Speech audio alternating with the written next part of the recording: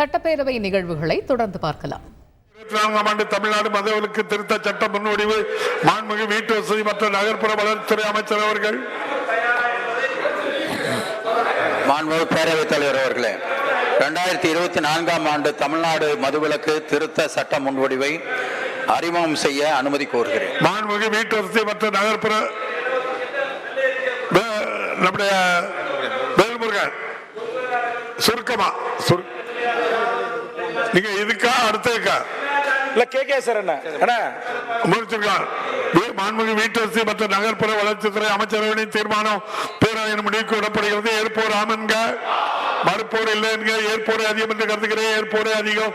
தீர்மானம் நிறைவேறியது. மாண்புமிகு வீட்டு வசதி மற்றும் நகர்ப்புற வளர்ச்சித்துறை அமைச்சர் அவர்கள். உங்களுக்கு என்ன நல்லா அறிமுகம் செய்கிறேன். அமைதியா இருக்க என்னன்னு தெரியல உங்களுக்கு. 2024ஆம் ஆண்டு தமிழ்நாடு ஆதிதிராவிடர் மற்றும் பழங்குடியினருக்கான மாநில ஆணைய திருத்த சட்ட முன்வடிவு மாண்புமிகு ஆதிதிராவிடர் நலத்துறை அமைச்சர் அவர்கள். மாண்புமிகு பேரவைத் தலைவர் அவர்களே, 2024ஆம் ஆண்டு தமிழ்நாடு ஆதிதிராவிடர் மற்றும் பழங்குடியினருக்கான மாநில ஆணைய திருத்த சட்ட முன்வடிவை அறிமுகம் செய்ய அனுமதி கோருகிறேன். மாண்புமிகு சிந்தரை செல்வர். மாண்புமிகு உறுப்பினர் சிந்தரை செல்வர். மாண்புமிகு தலைவர் அவர்களே, இந்த மாநில ஆணைய திருத்த சட்ட முன்வடிவை அறிமுக நிலையிலேயே ஒரு திருத்தம் வேண்டும் என வலியுறுத்துகிறேன். உங்கள் கருத்து பதிவு செய்யப்படுகிறது என கேட்டுக்கொள்கிறேன்.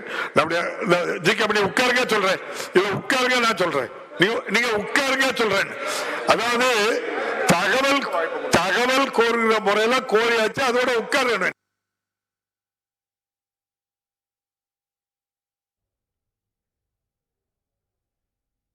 மதுவிலக்கு சட்ட திருத்த மசோதாவை சட்டப்பேரவையில் தாக்கல் செய்தார் அமைச்சர் முத்துச்சாமி.